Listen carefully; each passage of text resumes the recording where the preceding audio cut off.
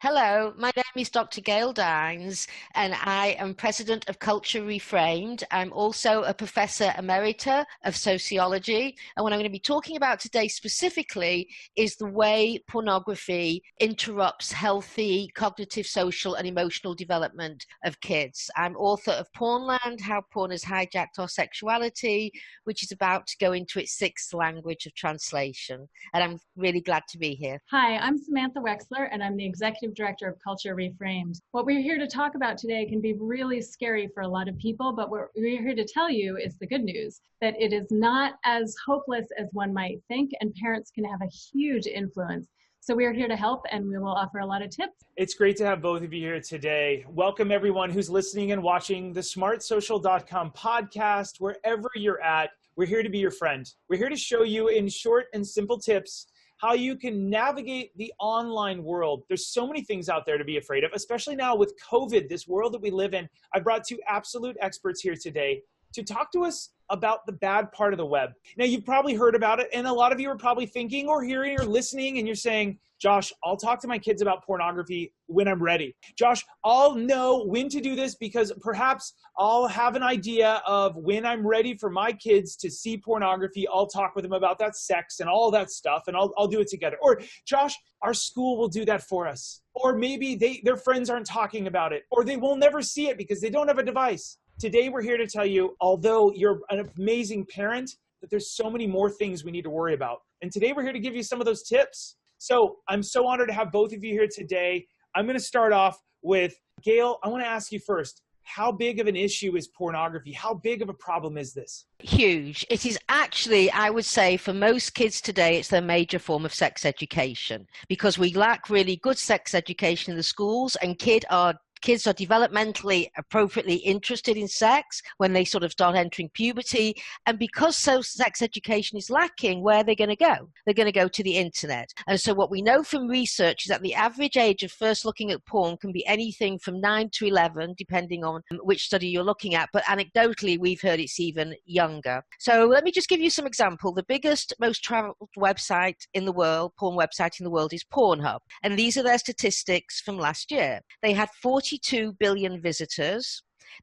They had over 100 million visitors each day. They have 962 searches per second. And last year they uploaded 4.79 million new videos. And that's on top of the millions and millions of videos that they have. Also, porn sites get more visitors than Netflix, Amazon, and Twitter combined. So we are talking really what we call at Culture Reframed a public health crisis. But the issue is that this is a stealth public health crisis. Studies show that parents on average underestimate how much porn their kids see by 50%. And also that they don't know what their kids are seeing, because what many of your listeners might not know is that what is mainstream porn today is actually violent, degrading, and debasing. It is so violent, and this is mainstream on Pornhub that is free and you can get to in 3 seconds. The kind of porn that is mainstream on Pornhub today, I would say pre-internet, you would have to go to a porn shop and you would have to know somebody who would carry that level of violence. That type of porn that was really at the margins in our parents' generation is now mainstream for our kids to see. So they get to porn at a time when they're developing what we call their sexual template. So it has an enormous impact on their attitudes, their behaviors, the way they think about themselves as sexual beings, and eventually the way they're going to have sex with other people when they grow up. How has COVID... Go ahead, Sam. Go ahead. I was just going to add one statistic that I think is important to know, and it's related to what Gail mentioned, which is referred to as the parental naivete gap. For kids under the age of 10, they account for 22% of online porn consumption for kids under the age of 18. Now, how has COVID changed all of this? Okay, well, what happened is in the lockdown when it began in March, what Pornhub did, again, the most traveled porn site in the world, is they made their premium content free. So Pornhub, most of its content is free, and then they have the more sophisticated, technologically innovative porn behind paywalls, and you have to pay, I think it was something like $16 a month. Their contribution to making life better under COVID, they said, was to make their actual premium free. Overnight, we saw a massive increase in porn use. What we we saw was, I think it was about a 35% increase in Italy, all over the world. So they've also now got on Pornhub COVID-themed videos where it looks like they're in an emergency room or something and they're in masks. And there's over 1,000 videos of COVID-themed porn, with some of them have over 1 million views. So it's changed it enormously, not only in terms of consumption, but what we also know is that child porn, we call child sexual abuse images, have increased in production and consumption, as has the trafficking of children during COVID.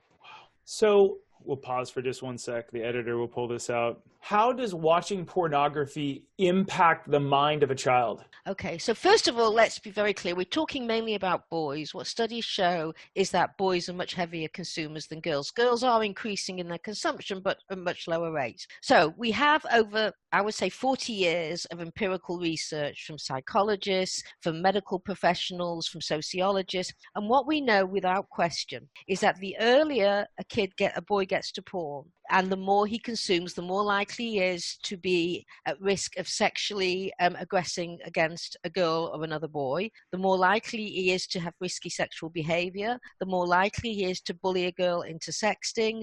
The less capacity he's going to have for intimacy, connection, relationships. What pornography does is it really kills those basic human skills of empathy and connection and the capacity to really be sort of vulnerable during sex, which is quite an important part of having sexual experiences. And instead, it gives him a view of sex as something about conquering women. That's the main message within pornography. We also know it impacts them cognitively, that they have less capacity to learn in schools. And what we're finding now increasingly is it's causing erectile dysfunction, even in kids. So when you look at the studies, pre-2000, pre the internet, between the ages of around 15 and 35, something like 1.3% of boys and men had erectile dysfunction. Today, it is at 33%, which is enormous. 1 in 3 of young boys and men have some form of erectile dysfunction due to pornography use. We also know it has an enormous impact on the brain. Recent studies have found that when they do an MRI of the brain, that when you look at porn addicts and you look at heroin addicts and cocaine addicts and methamphetamine addicts, porn produces more dopamine than heroin, than cocaine, and is on the same level as methamphetamine. Wow. There's a lot of stats that you have and a lot of expertise. This is incredible. So what can parents do? Well, I think the first thing to remember is that it's not hopeless. I mentioned that before. We also really want to reinforce that it's never too early to talk to your kids. There's, of course, an appropriate way to talk to your kids, and it's never too late. And that you as a parent actually can make a huge difference. So we think about it in sort of a 3-pronged strategy. You want to learn and keep learning. You want to stay one step ahead of your kids. You want to talk to your kids and keep talking to them. They may not want to hear it, but we like to say that rolling their eyes is a good sign because it means that they heard you. And you want to monitor and update protective technology. One thing that we are really proud of is the parents programs that we have online. They are free online, accessible on our website at culturereframed.org. We have a program for parents of tweens and a program for parents of teens, but we also encourage parents of younger kids to do the program for parents of tweens early so that you know what's coming and that you can begin to lay the groundwork for the kids. There are a lot of different tips and things that we have on those programs, but a couple of things. You want to talk openly with your child about their online activity and about pornography. Maybe not right away. If they're 6, you may not be using that word, obviously, but you can talk about good pictures, bad pictures, that kind of thing. A lot of parents will say, okay, but I had the porn talk. What we like to say, and this comes from a well-known educator, sex educator in the US, is that you don't want to have one 100-minute conversation. You want to have 100 one-minute conversations. So really normalizing these conversations about healthy sexuality and internet use. We also really want to reinforce you don't ever want to blame or shame your kid, and you don't want to blame or shame yourself if you haven't done it perfectly. It doesn't have to be done perfectly. You just need to open the conversation and make sure that your kids know that you are on their team and that you're there to protect them. A couple of very strategic or practical kinds of things. You want to keep your screens and devices where you can see them, particularly for younger children. You want to stay on top of their social media. You want to know who your children's online friends are. If your kids have a smartphone before 8th grade, I do encourage people to check out the Wait Till 8th movement. If your kids don't have a smartphone, that's a really interesting movement that encourages parents to wait until 8th grade or beyond to get their kids a smartphone. But we also know that we're spending a lot more time on screens because of the pandemic. So that's a really important thing to consider. You want to teach your children to do things like keep their location private, keep track of online time, all of that. And of course, leading by example, right? How you engage with your screens is an important part of how your kids learn to engage with their screens. There's also warning signs that we have in our program that helps parents figure out if maybe their kid is getting into trouble with pornography. So maybe your viewers would like to hear some of the warning signs. So first of all, if you notice that your kid is becoming more secretive about their online use, if they start closing their devices when you walk into their room, if suddenly they have more money or they're buying new stuff that they can't afford, that would suggest that there's some sexting going on and some man is or a woman, but usually a man, is providing money for images.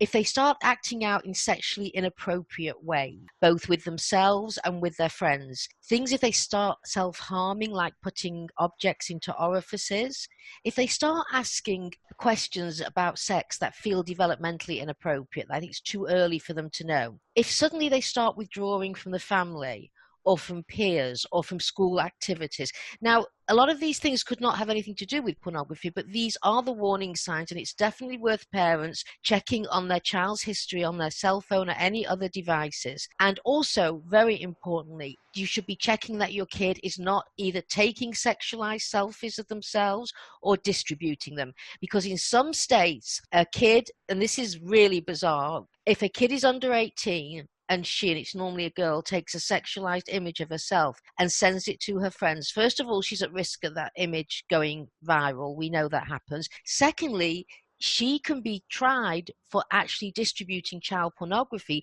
even though it's an image of herself, and she can end up on the sex offender list, which will completely destroy her life and anyone who receives it who's under 18. So these are really important legal issues as well. I think one thing to add, that's really great and helpful. I think one thing to add is that a lot of parents can say, wait a second, I don't want to invade my kid's privacy like this. How am I going to do this in a way that they're not going to rebel? So that's part of why starting early is really helpful. If you haven't started yet and your kid is a little bit older, it's great to just say, I'm sorry, I just learned about all this and we need to have this conversation. But to do it in a collaborative way, on our program, we actually have a social media contract that the parent and the child sit down together and work through what the parameters are and what each person is going to commit to. So doing it you're still the parent and you still need to take some authority and be that parent and take responsibility, but you're doing it in a collaborative way so that your child knows that you are on their team. You're not there to police them. You're there to protect them. That's a great phrase. We're not here to police you. We're here to protect you. Also, what people might find useful about our program, apart from all the rich, wonderful material and videos,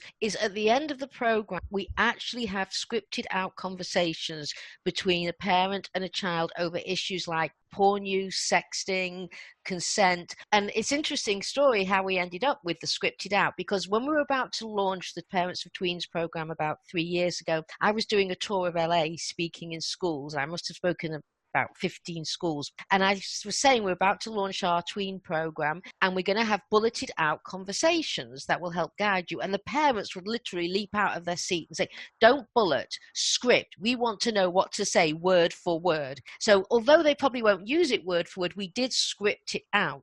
And in some of these conversations, which we assume, believe me, your kid would rather be anywhere in the world than looking across from you talking about pornography. So it's not always going to go great. So what we do is we have a second scripted out conversation to help bring it back if it's going south. So we've really provided parents with the tools, the knowledge, the skills that they need. So, because really parenting today is a social experiment. No one's had to parent in a time of access to online pornography. And you know what? Our kids are experimental generation as well. We've never had kids being brought up with such easy access to free pornography. So they need all the help they can get. And there are two more things about those conversations. One is that we also give tips about how to do it and when to do it so that you're not actually sitting across the table from them, looking them in the eye and saying, we need to talk about this. Sometimes it's you're cooking together or you're side by side in a car, you're going for a walk. So it can be a little less intimidating for them. And I think just in general, I wanted to say about the conversations,